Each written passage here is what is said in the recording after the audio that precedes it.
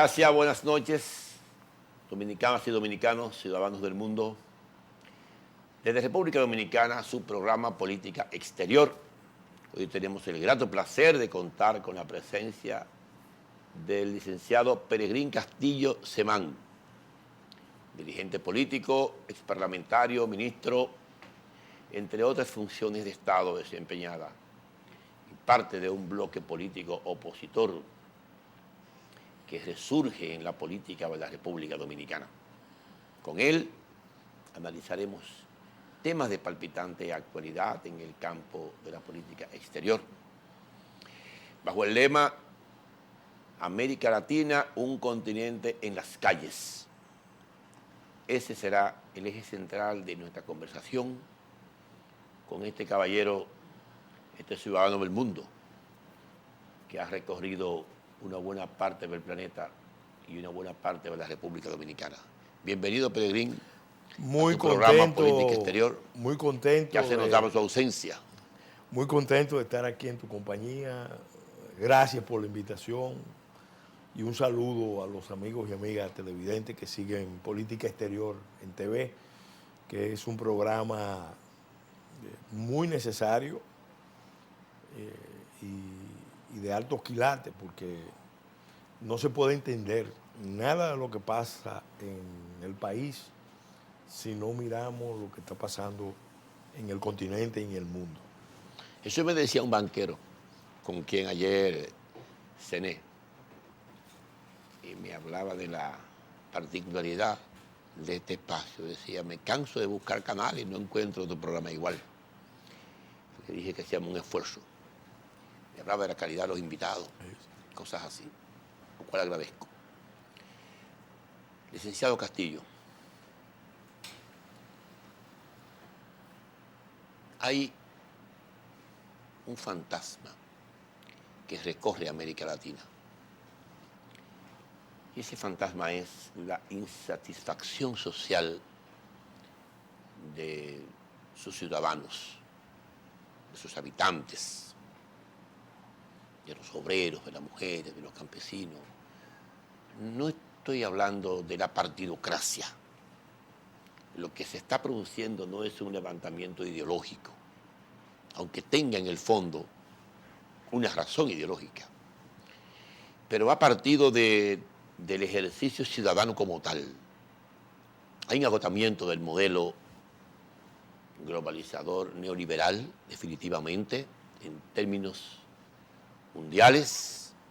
Hay una región del mundo donde los matices son más agudos. América Latina es un escenario de gran calentamiento de calle en todas las subregiones, en el Caribe, Puerto Rico, Haití, Nicaragua, México, una gran violencia social y de inseguridad ciudadana, en Chile un levantamiento popular que no cesa, en las calles de Bogotá, en las calles de Quito, La Paz, Bolivia, Cochabamba, Santa Cruz. Y en Buenos Aires durante los últimos 2 años hubo prácticamente una insurrección social contra el presidente Macri por los acuerdos con el Fondo Monetario Internacional y por el endeudamiento de más de 150.000 millones de dólares, que asumió ese modelo que le costó el poder político en una parte, porque mantuvo fuerza en otras regiones del país. Pero ¿cuál es tu visión de esta onda expansiva que uno no sabe en qué punto o en qué momento llegará a República Dominicana? ¿Qué enfoque tú tienes de esta situación en sentido Fausto, general? yo pienso que lo que está en crisis es el globalismo como ideología, en cualquiera de sus versiones. Cuando tú dices globalismo, quiero decir la globalización como tal. No, la globalización es un proceso que se está dando en la realidad del mundo, y el globalismo es un discurso ideológico construido para acompañar el proceso de globalización, para presentarlo como algo ineluctable, como algo que está destinado a borrar la frontera, a eliminar las identidades, a unificar los mercados, a cortar permitir la la libre distancia. circulación de todos los factores, incluido el factor humano. Esa visión empezó a construirse propiamente cuando el presidente George Bush padre encabezó una coalición de 50 países para desalojar de Kuwait al dictador Saddam Hussein. Después Estados Unidos, en Yugoslavia, demostró otra faceta. Ahí intervino ya no una coalición tan amplia, sino la OTAN, bajo la administración del presidente pero Clinton, ¿no? mandando una señal de que Estados Unidos estaba llamado a jugar un papel en el mundo de soporte a un proceso de globalización que Tom Friedman, uno de los ideólogos, junto con Fukuyama, de esa visión, lo asociaba a la expansión de los mercados y tenía una expresión que yo digo que Emmanuel Kant se quedaría muy perplejo cuando leyera que en los países donde se instala McDonald's no hay perspectiva de grandes conflictos sociales y mucho menos de guerras internacionales, que era el discurso que manejaba Tom Friedman en un momento de euforia y también de ingenuidad. Yo creo que desde el inicio esa visión empezó a ser combatida. La primera reacción importante a escala mundial lo representó el proyecto de Vladimir Putin, que logró el poder en Rusia y empezó a desmontar el esquema que se había montado a través de una asociación con los grandes oligarcas que florecieron bajo el mandato de Boris Yeltsin. Putin... Un oligopolio, ¿no? Sí, bueno, era natural en un país donde el Estado era dueño de todo, a la caída de la Unión Soviética en una forma incruenta. Bueno, ellos tenían que improvisar. Pero un enorme país, Bueno, Peregrino. no, el país más grande del planeta, con 17 millones de kilómetros cuadrados y con unos inmensos recursos de todo tipo. Pero floreció. Pero un Estado enorme. Enorme. ¿Cómo tú se lo entregabas a una pequeña y poderoso. minoría? Y ese fue el gran error de las élites globales, y especialmente de las élites europeas y norteamericanas que apostaron a... Y lo explica muy bien Kissinger y también Jeffrey En su Sachs. memoria, ¿no? Sí. No, en su último libro, El Orden Mundial. Ah, ya. Pero Jeffrey Sachs, en una entrevista que dio a la BBC, explicaba los errores que cometió el liderazgo norteamericano y europeo con respecto a Rusia. Una Rusia en crisis, pero al mismo tiempo interesada en acercarse a Occidente, debió ser asumida por Occidente. Bueno, Putin le hizo una propuesta oficial a Occidente de una alianza frente a lo que veían como el enemigo común, que era el Islam radical. Pero nunca fue comprendido. Por una serie de razones que tienen que ver con lo difícil que es cambiar de enemigo.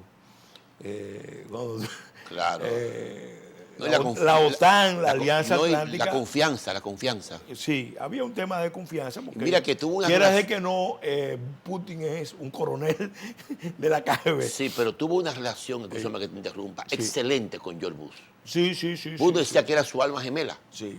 Y yo lo pude ver en un documental, en una visita que Putin le hizo a Camp David, a la familia Bush, no a George Bush, ¿no? Y yo me impresioné el nivel de de afectividad. Pero parece que los liberales, demócratas, los más duros, tenían una visión, porque los neoconservadores nunca dejaron de tener una visión anclada en la geopolítica. Pero los halcones no lo objetaban. Entonces yo no entiendo por qué lo objetan los más liberales. Por una razón, el enfoque ideológico. Realmente los liberales, demócratas, estaban convencidos de que el multilateralismo, el poder de los mercados, la tecnología, iban a permitir una hegemonía norteamericana en el mundo.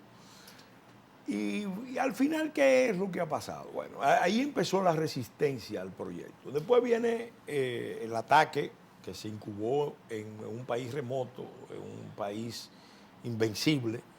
Todavía nadie lo ha podido vencer. Afganistán. Una cosa terrible. Tremendo. Entonces, de ahí se incuba un movimiento, un acto terrorista y un movimiento terrorista de nuevo cuño. Nunca visto. Para una guerra irregular a nivel global. Ahí se vio ya un Islam radical, que está empalmado con... Claro, una minoría, Peregrín. Sí, pero fíjate, es una minoría que está peleando en todos los continentes. O sea, te vas a África subsahariana y ahí están. Te vas a la India y ahí también se ve... Hasta China te vas. Te vas al occidente de China y ahí está el conflicto. Sí, lo sé. Te vas a Filipinas, Indonesia y ahí está el conflicto. ¿Te vas a Medio Oriente? Te vas a Medio Oriente, esa es su base. En el Magreb y en el Manrex, y está planteado el tema. Te vas a Europa y ves el escenario de guerra. Te vas a Norteamérica, bueno, ahí fue que se produjeron los ataques.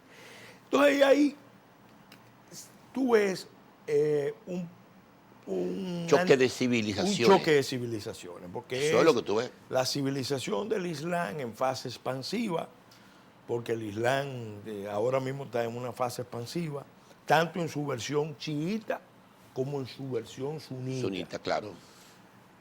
Y entonces ahí se produce el segundo choque. En América Latina, después de ese episodio, se produjo un giro estratégico de Estados Unidos. Porque los ataques del 9/11 provocaron que Estados Unidos se concentrara en los escenarios de guerra de Irak y Afganistán. Y su prioridad pasó a ser fundamentalmente la lucha contra el terrorismo. Fíjate que, por ejemplo, temas como el narcotráfico, en el orden de las prioridades de Estados Unidos, es una sociedad tan transparente que todos los años ellos anuncian cuáles son sus prioridades. A partir del 2001, cuando elaboraron las prioridades de la política de seguridad y de la política exterior, el primer lugar lo ocupaba el terrorismo internacional anti-norteamericano y el cuarto lugar lo ocupaba el narcotráfico. El tema migratorio ni existía en su agenda. Y el tema migratorio estaba, pero todavía muy atrás. Muy degradado. ¿Qué pasa? Ahí se da una situación muy especial. Mira, Estados Unidos se salió del continente latinoamericano. Pero en todos los escenarios. Tras el sueño de gobernar la globalización. Joseph Nye, por ejemplo, en su obra La naturaleza cambiante del poder norteamericano, hablaba de cómo Estados Unidos estaba empeñado en controlar los organismos multilaterales, especialmente la ONU y todas las estructuras relacionadas con la ONU, porque eran la fuente de la legitimidad internacional. Entonces, todo el enfoque norteamericano, tanto de los liberales como lo de los neoconservadores, estaba concentrado en ese tema de controlar los organismos multilaterales y de gobernar la globalización. Cuando tuvieron el fracaso que tuvieron con Bush, hijo, en Irak, porque se descubrió que fue una acción que tenía por fundamento un expediente construido, entonces apelaron a una figura de recambio que se llamaba Barack Hussein Obama, que yo digo que fue el primer presidente imperial que no pertenecía al núcleo tradicional del imperio. A las élites. El primer presidente imperial bárbaro, para hacer un símil con Roma. Este es de la periferia, no es de Roma, como pasó en el Imperio Romano. ¿Por qué? Porque este era un hombre que había nacido en Hawái, se educó en Yakarta, hijo de un padre de Kenia, de una mamá liberal de Boston, y tenía todo el perfil del primer presidente global, con una hazaña. Bueno, ganó en Estados Unidos un presidente negro. Eso de por sí era una hazaña, aparte de las condiciones personales de él, porque evidentemente hay que reconocer que tiene condiciones personales excepcionales. No solamente tenía la ventaja de la raza, también tenía el talento. Se metieron a partir de esa presidencia a promover en todo el mundo esa visión global. Eso se manifestó incluso en la agenda 2020. No, la agenda de familia, la agenda LGTBI, la agenda de la diversidad, porque eso era parte de todo un discurso construido por las élites de poder norteamericanas. Vamos a recuperar el prestigio que perdimos en Irak con Obama. Fíjate que se impera el enfoque. Y también vamos a curar la economía. Claro, no. Porque había que curar la economía. Había que curarla. La economía estaba mala. Había que curarla, pero fíjate si había un enfoque ideológico. Y eso cogió 8 años. Que Obama, la primera visita que hace al mundo islámico, lo hace en Turquía y después va al Cairo. Fue a Ankara y al Cairo. No, a Estambul y al Cairo. Y ahí planteó una visión que era preparatoria ¿de qué? De todo eso que vimos después, unos años después. Llamada primavera árabe. Llamadas primaveras árabes. Estimulada por Occidente, estimulada por Estados Unidos, estimulada por Europa. Grasos errores. A través de Qatar.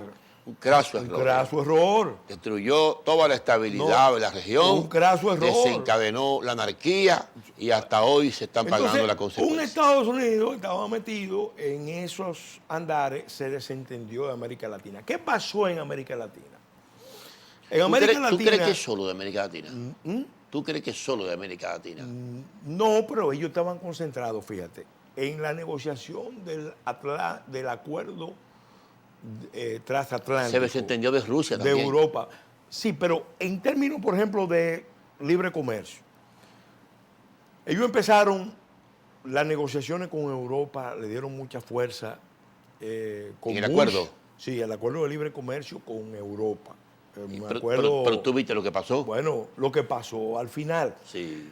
Con Trump, que es el que le echa el balde de agua fría. Sí, pero ya está averido ese acuerdo, tú lo sabes. Entonces luego viene también un involucramiento de Estados Unidos hacia el Pacífico, hacia Asia-Pacífico. Es más, la estrategia que adopta Estados Unidos cuando ve en la cumbre de Quebec que los países de América Latina, especialmente los países bajo la influencia de Brasil y de Venezuela, no estaban muy dispuestos a participar en el ALCA. Cuando objetaron el ALCA, ¿no? El ALCA lo objetaron en el 2005, pero en el 2001 ya se veía un ambiente de predisposición, de rechazo a las negociaciones.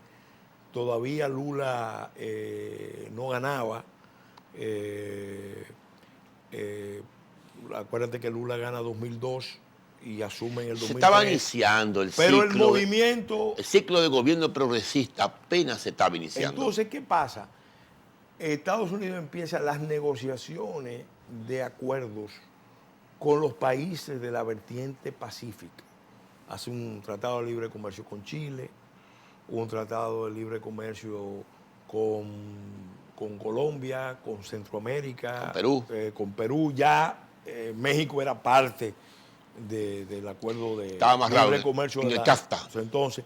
Y excepcionalmente aceptaron a República Dominicana, nos dieron un chance y de adherirnos al acuerdo de Centroamérica, y se avanzó con Uruguay porque querían tener un estado estratégicamente situado en el seno de Mercosur como un estado aliado en un tratado de libre Pero además fue comercio. procurado por el presidente Tabaré Vázquez. Claro. Básicamente Porque- procurado por Uruguay. Y era lógico. Para no quedar atrapado. Para no quedar atrapado en entre el Argentina y Mercosur, Brasil, claro. espérate, Estados Unidos, donde Uruguay podía ganar en muchos sentidos. Tener mercado. Entonces, ¿qué pasa? Que esa es la parte delicada de todo esto. A partir del 98, cuando Chávez gana, Chávez ganó en el 97, en el 98 toma el poder, empieza a producirse un avance de los partidos, de los movimientos, bajo la orientación del Foro de San Pablo. Y concretamente bajo la orientación de Fidel, porque el ideólogo del Foro de San Pablo fue Fidel, y desde Cuba había toda una visión continental de abrirle espacio al socialismo del siglo XXI. Y Venezuela y Cuba jugaban una política, y Brasil era parte del esquema, pero como Brasil es Brasil, tenía que jugar conforme a su condición de país con potencia, porque Brasil es una potencia continental, sin duda. Extracontinental. Y mira, todavía no alcanza la condición de potencia mundial. Quiero decir, pertenece al club. Bueno, no, ya es parte de los BRICS. Claro, De los pertenece BRICS. al club. ¿Qué pasó? Y eso es bueno entenderlo. Mira, vamos a evocar a un personaje. Creo que en una ocasión aquí en tu programa lo analizamos. Yo creo que si hay un visionario, un profeta, anticipando los procesos, es Samuel Huntington. No solamente formuló su famosa teoría del choque de las civilizaciones, sino que concretamente con los procesos de participación, de movilización de las masas del mundo, cuando escribió aquella obra, La Tercera Ola, que tiene el mismo título de la obra de Toffler, Huntington explicaba algo con América Latina que tiene una vigencia extraordinaria. Él dijo, mira, en América Latina se anticipa un movimiento de participación, de movilización sin precedentes, pero va a tener una dificultad, y es que los modelos políticos, históricos, culturales de América Latina descansan mucho en figuras caudillistas, en figuras mesiánicas. Por tanto, el reto de América Latina es institucionalizar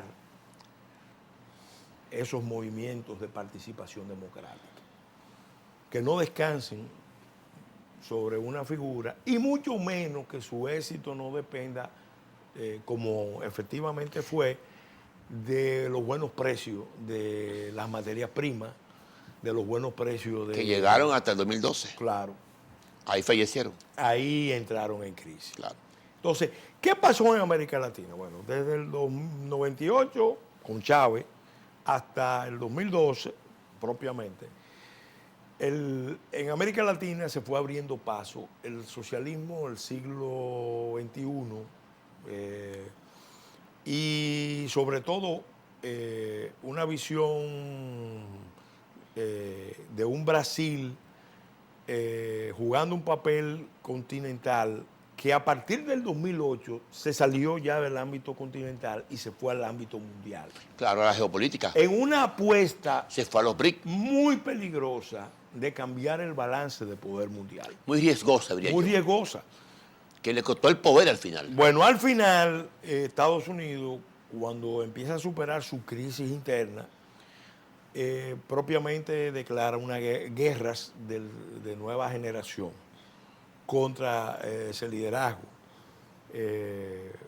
La guerra legal, la guerra de información a través de las filtraciones de documentos. Y da un viraje hacia América Latina, que es lo que tú quieres y decir. la guerra energética.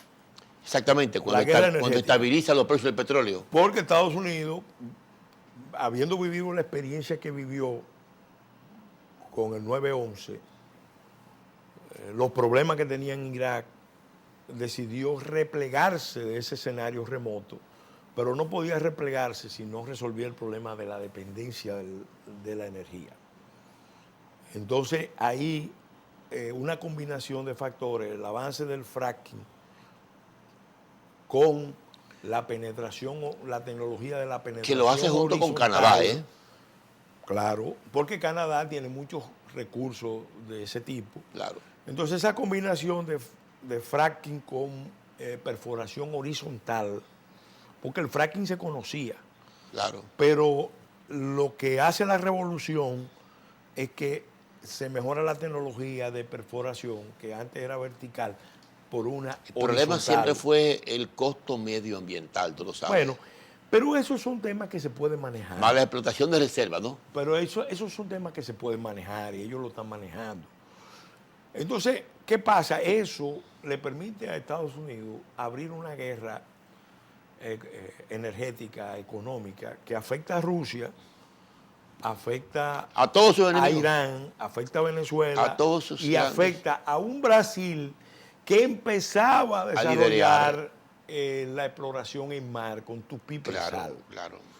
Entonces Estados Unidos ya empieza a tomar decisiones para remover ese liderazgo de América Latina que bajo la influencia cubana se fue a los BRICS para desbaratar todas las instituciones de Bretton Woods, la hegemonía de Bretton Woods.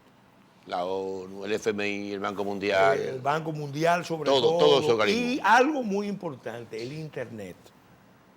O sea, en las últimas reuniones... ¿Y el dólar? Creo que el dólar ni hablar, pero en el Internet, que es el tema más estratégico, las comunicaciones por Internet. El soporte de la era. En una de las reuniones últimas de los BRICS se discutió, bueno, nosotros necesitamos desarrollar nuestro sistema propio de Internet para no depender de las redes que controla Estados Unidos por un problema de seguridad. Entonces, ahí viene realmente la crisis. Todos esos movimientos de izquierda o llamados progresistas tenían un nivel de institucionalización muy bajo. ¿Por qué? Porque descansaban, como es propio de la tradición en los latinoamericana, caudillos y en el asistencialismo. Y en un asistencialismo. Tan pronto se cayó la base del asistencialismo, que eran los precios de los productos. Y se vio la vulnerabilidad del liderazgo que se acomodó también en muchos aspectos a las nuevas relaciones hemisféricas y a manejarse dentro de los esquemas de corrupción y de la corrupción electoral y todo eso. Entonces, ahí vino esta crisis que hemos estado viviendo. Fíjate que Mujica, que es expresión de esa corriente, marca una diferencia. Claro. Marca una diferencia, incluso los que no tenemos el enfoque que él tiene, el mismo Evo Morales la marcó. El mismo Evo Morales, increíblemente, en una etapa se confrontó con las compañías brasileñas. Claro. Las denunció. Claro. Entonces, ¿qué pasa? Pero además hizo una gestión responsable. No, y fíjate, el caso de Bolivia es un caso especial. Increíble eso. Es un caso especial, ¿por qué? Bueno, no te olvides que Evo Morales en realidad es la primera experiencia de un presidente de extracción indígena. Claro. Que en un país predominantemente indígena. Estaba excluido. Y eso era muy importante para, igual que en Ecuador, para lograr una integración nacional.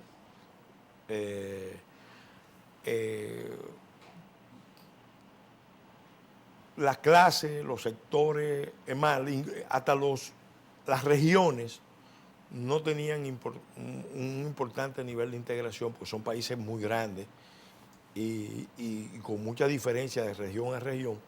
Entonces, el primer presidente indígena, con un vicepresidente tecnocrático como García Linera, Claro. Se puede decir que jugó un papel importante modificando la distribución de la renta petrolera, la renta gasífera propiamente, la renta minera, y tuvo un programa de inversión Rescatando los ingresos muy también. importante, que eso hay que reconocerlo, pero vuelve y aparece el punto constante El de América caudillo Latina, izquierda. el caudillo, Claro. este es reforzado por el tema indígena. Pero no cometió el error de otros jefes de Estado de degradar éticamente el gobierno. Nunca le estallaron grandes casos de corrupción No, eso que lo afectaran en lo personal. No. Y mira que estaba muy, muy vigilado. Yo vi un documental del periódico inglés El Guardián que habla impresionantemente bien de él y me llamó la atención. Para ser justo, realmente no se puede decir que él permitió el desarrollo de un sistema cleptocrático, aunque hay que ver ahora, porque hay que ver también, una cosa es cuando tú estás en el gobierno y otra cosa Sí, es cuando sí, pero en 12 se años produce las cosas van, un cambio. las cosas van explotando. Pero evidentemente los indicadores de Bolivia eran buenos, pero él no supo institucionalizar ese movimiento. Claro. No supo dar el paso de salida. No supo institucionalizar ese movimiento. En 12 años tenían más que tiempo para desarrollar un liderazgo intermedio y un liderazgo que lo acompañara. Permitir un relevo. Para permitir un relevo. Entonces se empecinó en el tema de permanecer. El continuismo. El continuismo. Esa es la constante de América Latina. Él yo creo que estuvo muy influido también por un problema ideológico. Porque no te olvides que Evo Morales está bajo la influencia del régimen cubano, ideológicamente. Y venezolano. Y venezolano. Tenía mucha dependencia, sí. Y se había desarrollado virtualmente una doctrina desde la crisis en Nicaragua, que es una realidad que tú conoces perfectamente. Cuando el Frente Sandinista va a elección y pierde, hubo una crisis difícil porque Fidel Castro, que había apoyado la revolución sandinista, entendía que ese poder no se podía entregar. Y menos después de un proceso electoral con un resultado adverso. O sea, lo que hizo Pinochet en Chile no se podía aceptar en Nicaragua. Finalmente se buscó una fórmula intermedia que fue, bueno, las Fuerzas Armadas, que son el poder real, deben quedar en manos del mando sandinista. Lo mismo en Chile. Bueno, parecido a lo de Chile, porque Pinochet continuó por varios años. Claro. 8 años más. 8 años más al frente. Claro. Entonces, Humberto Ortega con leyes pasó a ser el comandante de ese proceso de transición y se dio ese proceso ahí. Pero no, y aceptaron otras derrotas. Pero a partir de ahí... La del 94 inclusive, la del 98, la del 2002. Pero a partir de ahí vino el problema de que, bueno, el poder no se entrega. Esa visión castrista, que tú la puedes entender de un movimiento que tomó el poder por las armas. Si tomaste el poder por las armas debes perder el poder, no por las elecciones. Claro. Pero si la tomaste por elecciones, tú tienes que estar expuesto a perder. Claro. Y ahí es que viene el problema. El problema estratégico de América Latina, que lo deben pensar todos los sectores, es el problema de la limitación del poder. Nosotros en América Latina, la alternabilidad del poder. En América Latina tenemos proyectos nacionales muy débiles. Esa es una constante. El país con proyecto nacional más fuerte es Chile, Uruguay también, se puede decir que Costa Rica, y cuando hablo de proyecto nacional... Bolivia llevaba un buen proyecto nacional. Cuando hablo de proyecto nacional me refiero a la capacidad de las élites de un país de ponerse de acuerdo. Claro, claro. En el gobierno y en la oposición, Claro. en cuanto a cuestiones fundamentales. E incorporar a la población a los procesos de producción, de consumo y de ciudadanía efectiva. Y armar un proyecto de país. De país. Ya. ¿Qué pasa? Esa ha sido la tragedia de América Latina. Una arritmia. Porque América Latina nació con muchas fragilidades y a lo largo de los años no la ha podido superar en lo esencial. Yo siempre me remito a una obra. No construyó estados funcionales, recuérdate. Yo me remito a una obra que ilustra mucho cesarismo democrático. Esa es la obra famosa de Laureano Vallenilla Lán, que era el ideólogo del régimen de Juan Vicente Gómez. Escribió una obrita que vale la pena leerla. La tesis de él era que los procesos de independencia de América Latina habían sido procesos que tenían más de guerra civil que de guerra de emancipación frente a la metrópoli. Porque las masas explotadas, las masas populares, los pardos, los negros, los esclavos, realmente recelaron mucho de la independencia promovida por las élites criollas.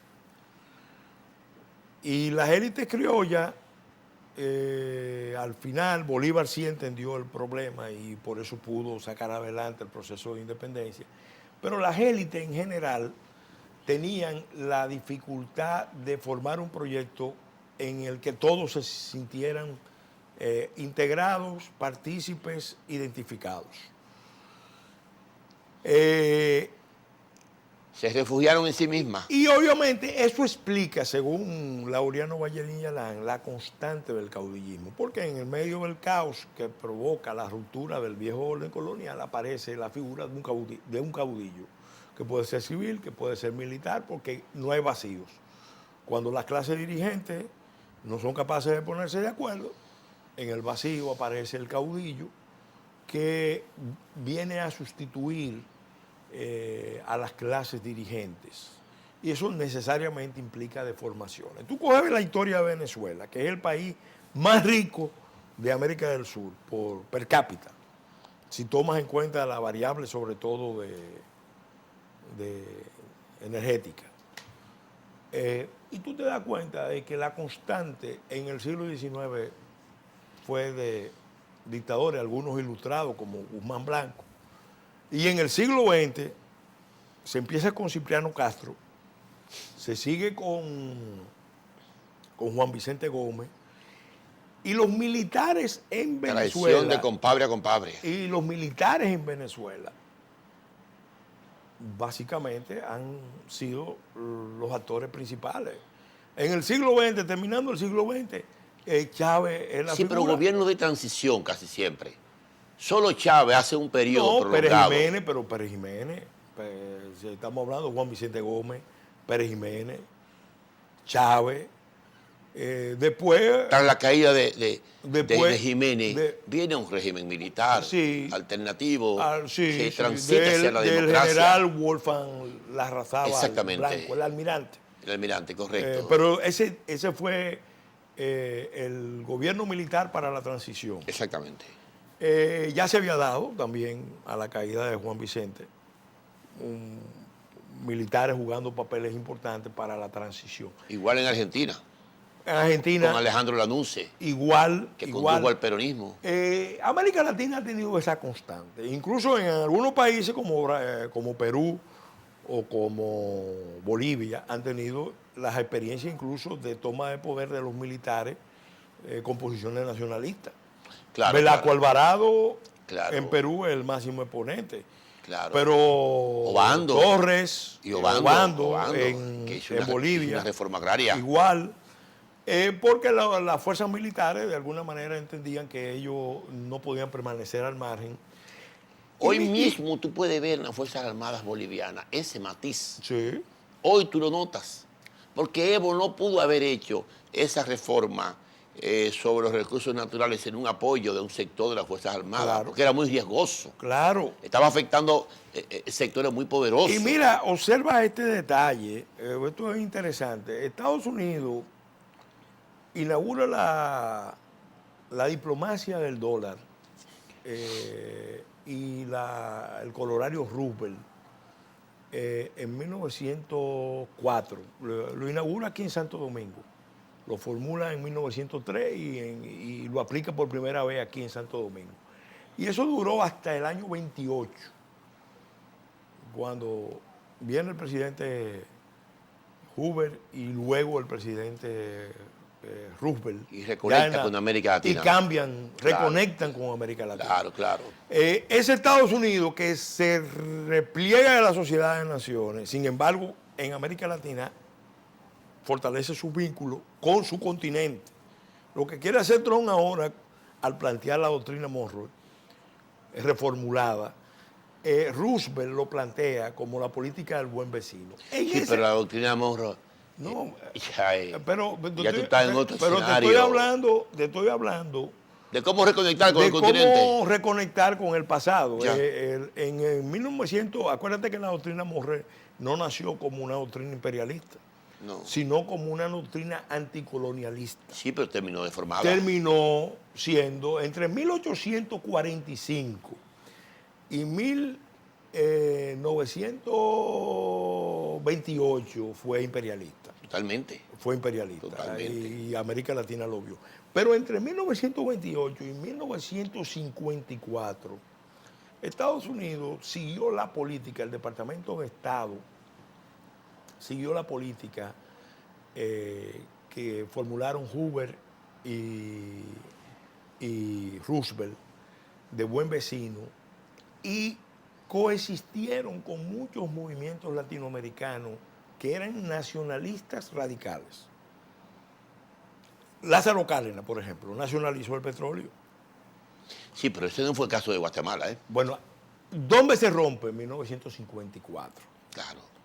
¿Por qué se rompe en 1954? Y eso es bueno entenderlo. Se rompe en 1954. Tampoco ese fue el caso de la República Dominicana, Pero donde mantuvieron un déspota por 31 años. pero ¿por qué se rompe en el 54?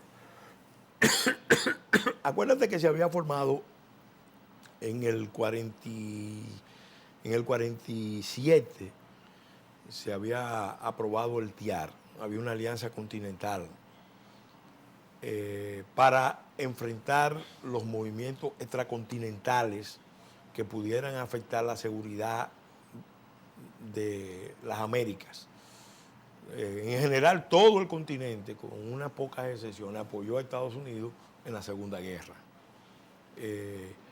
En 1945 se formula la célebre Declaración de Chapultepec, donde se sientan las bases de lo que será el TIAR. Y el TIAR en el 54 no se invoca propiamente, No. pero ¿por qué Estados Unidos cambia la política de coexistencia que lo había tenido con el gobierno de Lázaro Cárdenas, con el gobierno de Allá de la Torre, con el gobierno de Getúlio Vargas? ¿Por qué? Por una razón. La Unión Soviética había cambiado el enfoque y había declarado la política de frente. Le había permitido a los partidos comunistas integrarse en los frentes nacionalistas. Entonces, eso permitió que en Guatemala el Partido Comunista Guatemalteco entrara dentro de la coalición del gobierno del presidente Arbel y pasara a controlar el Instituto de Reforma Agraria. Las nacionalizaciones fueron un factor, porque los hermanos Dulles tenían unos vínculos muy estrechos Con la UNAFRAI. la UNAFRUT. Sí, pero en Bolivia Pero la política oficial del Departamento de Estado era permitir incluso las nacionalizaciones si iban acompañadas de compensaciones. Pero concretamente, mira, pero en Bolivia esto lo explica muy bien. En Bolivia se estaba dando ese proceso idénticamente, tú lo sabes. Siles Suazo estaba encabezando un proceso igual. Claro, y Estados Unidos tenía una política en general de coexistir con esos movimientos. ¿Qué pasa? En Guatemala se dio un debate famoso en el Departamento de Estado entre Thomas Mann, que fue uno de los ideólogos de la política norteamericana de todo ese periodo, y Paul Nitze. Incluida la intervención dominicana en el 65. Pero eso fue posterior, esto estamos hablando del 54. No quiero decir ese personaje. Sí, claro. Pero Thomas Mann en ese momento, en esa crisis, recomendaba que Estados Unidos respetara al gobierno de Jacobo Arbenz.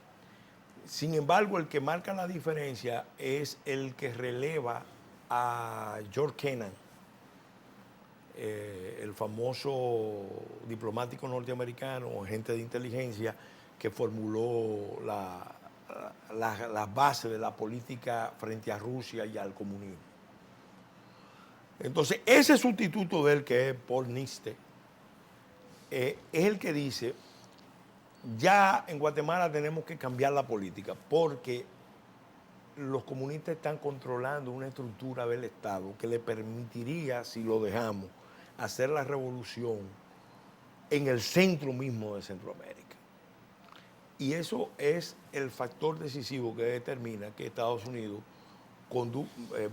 termine provocando el derrocamiento de Jacobo Arbenz por una operación de la CIA, que estuvo precedida de una denuncia que es poco conocida del envío de armas del campo socialista al gobierno de Arbenz.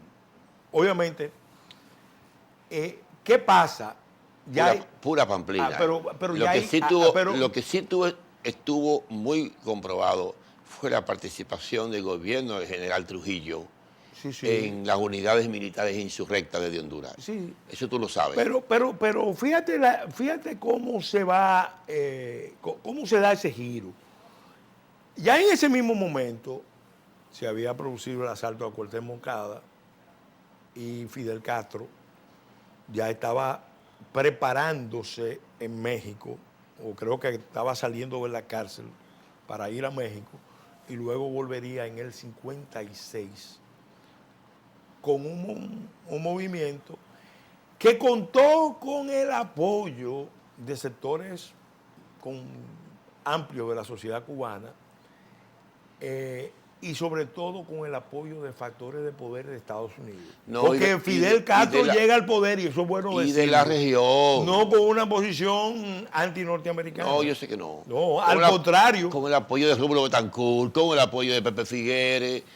Inclusive, la última persona que le diseña la estrategia militar para la toma de las grandes ciudades a Fidel Castro, ¿tú sabes quién es? Tú puedes adivinar. El agregado militar de Chile en Ecuador. ¿Tú sabes quién era? Augusto Pinochet. Augusto Pinochet. Mira, ese dato es... Mira, te lo estoy dando. Bueno, eso es un dato interesante. Guárdalo ahí. Es un dato interesante. Entonces... Ironía de la vida, fíjate, ¿no? Claro, estamos hablando del 58. Quizá por eso nombraron a Pinochet como edecán de Fidel cuando no, visitó, él lo pidió. Claro. Y entonces resulta que Pinochet vio ahí a un Fidel rompiendo todos los límites de permanencia. Pero ese es otro programa. ese es otro programa. Entonces, ¿qué pasa? Qué bueno ver todo esto trasfondo. Yo lo que quiero es... En América Latina, ¿qué ha pasado? Yo lo que quiero es... Este es un continente de mucha inequidad. Mira, el conflicto en Chile. Chile ha sido sin duda en los últimos 30, 40 años, conforme a los indicadores que se toman en cuenta, Sí. un país bastante exitoso. Sin embargo, ese crecimiento de Chile No se expresa en la calidad de vida de los no chilenos. se tradujo En una mejoría. evidentemente, en una mejoría. No tanto así. Se produjo en una mejoría de la situación de la población en general, Ok, redujo la pobreza. pero no redujo la desigualdad. Yo creo que Claro ya que no. eso lo está aceptando todo el mundo. Los ricos pasaron a ser más ricos. Y Oligo rico. sí, sí. Y ¿Sabes de quién es el mar chileno? De 7 familias. ¿Tú sabes que el agua está privatizada en Chile? sí, el agua, el hay un problema. O sea, hay una distorsión del modelo. Hay un problema muy serio Y ese modelo, en América Latina. pero ¿y ese modelo constitucional, que Peregrín? Esos candados que dejó Augusto Pinochet. ¿Tú sabías que Chile tiene una constitución de 1925 que llega hasta 1980, cuando Pinochet le hace algunos retoques y es la misma constitución hasta hoy? Mírame, revise ese modelo constitucional. O sea, una sociedad estancada, represada. Eso amerita un programa especial. No. Porque Tú no puedes justificar ese. Tú no puedes justificar ese modelo. No. Ese modelo colapsó. Déjame decirte, todos los modelos tienen su Una momento, vigencia y un su ciclo. momento, tienen su ciclo y en algún momento hay que producir ajustes, cambios, reformarlo. o superarlo. Eso es todo. No hay uno solo. El propio presidente Piñera No lo hay dijo. uno solo que se pueda decir que... Tú no puedes estar más a la derecha que el presidente Piñera. No, pero te estoy diciendo que no hay un solo modelo. Pero el problema de Pero es que cuando tú fondo- me dices a mí que el modelo chileno ha sido exitoso, No. que combatió la pobreza, que redujo los índices de pobreza, yo te puedo aceptar que parcialmente sí. Pero con esos niveles de inequidad social, el crecimiento Pero lo que sin pasa, equidad social es una óyeme, tragedia, lo Peregrín. que pasa siempre, y aquí lo vivimos, Sí, que en la medida en que tú vas resolviendo necesidades, se van acumulando otros. una población que antes tenía unas necesidades, cuando pasa a un estadio La gente social va por más superior, siempre. Y sobre todo se incrementan las expectativas y la capacidad de reclamar más. A lo mejor antes no reclamaban. Y más en la era de la comunicación. Y más en la era de la comunicación. Estamos de acuerdo. Pero la verdad es que el problema de fondo de América Latina, fíjate que Venezuela está colapsada totalmente con 5 millones de gente Pero tú sabes que ese es otro en problema. estampida. Ese es un problema bueno, diferente. pero ese, Ahí no ha habido institucionalidad. Y yo te voy a pero decir- Chile sí, Peregrín. y yo te voy a, Chile tuvo yo te 20 voy a decir años. una cosa, mira. Peregrín. En América Latina, Fausto, hay un problema serio de inequidad. Ahora, el nivel de violencia que se está verificando, no solo en Chile, sino en Colombia y en otros países, Nicaragua. se está apunta a que hay un escenario de confrontación en curso. De confrontación. Y un modelo agotado. No, pero no solamente un problema de modelo agotado, sino que hay en el trasfondo, lo sabemos porque tiene varios años esa confrontación, hay una confrontación político-ideológica que se va a profundizar y se va a extender en todo el continente. Pero eso amerita otro programa. Así que invítame para la próxima vez, vamos a analizar eso.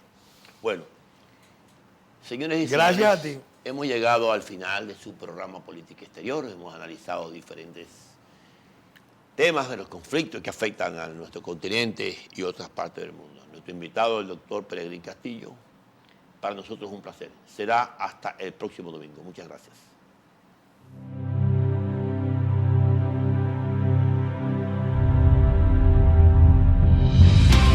Desde los primeros pasos.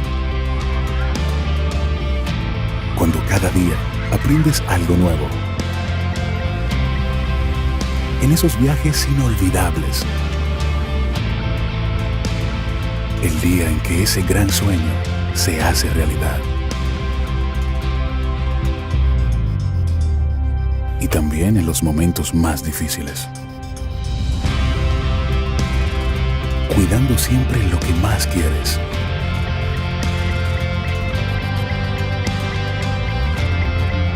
Día kilómetro tras kilómetro. Contigo todo el camino.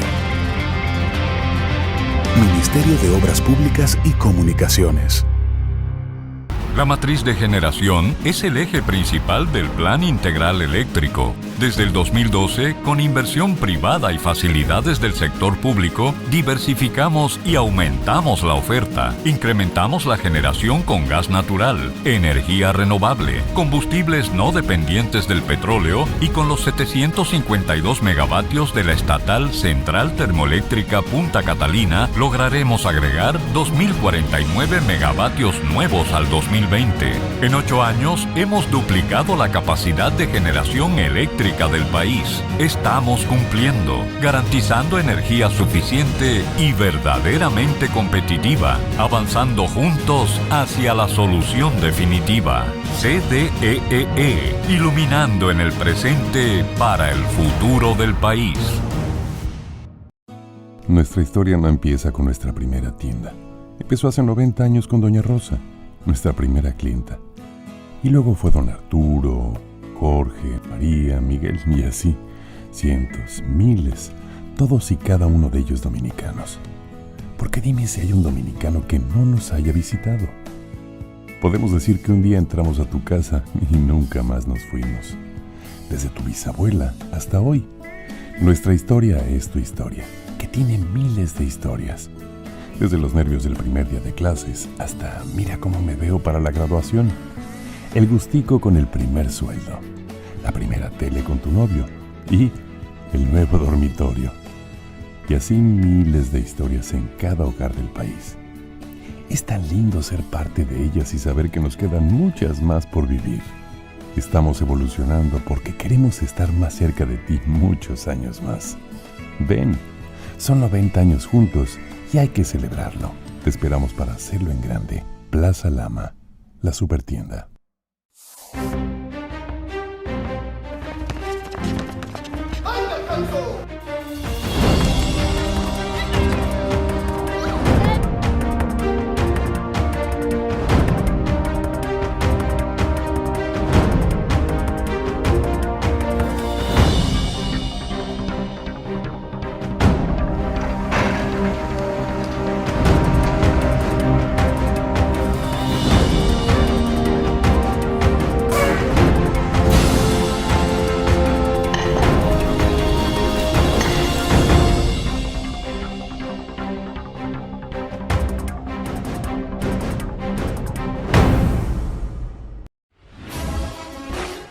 Lista para el deporte. Como en el play, pero en casa.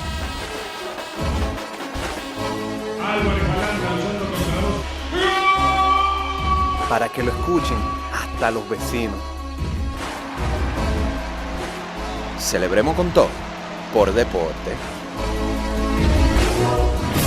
Plaza Lama, la supertienda. Sabor a casa y a mis recuerdos, a tradiciones y colores de mi pueblo, el mismo aroma de todo el tiempo, el sabor que inspira y a mí me enamora. El sabor de mi pueblo ese que siempre llevo dentro junto a todos mis recuerdos, porque la buena amistad sabe a café. El aroma que inspira, el sabor de todo un pueblo que despierta con aroma, que inspira y enamora. El sabor de todo un pueblo que despierta con aroma, que inspira y enamora como el mejor café. Café Santo Domingo, sabor que empieza en el aroma. Tu café de siempre.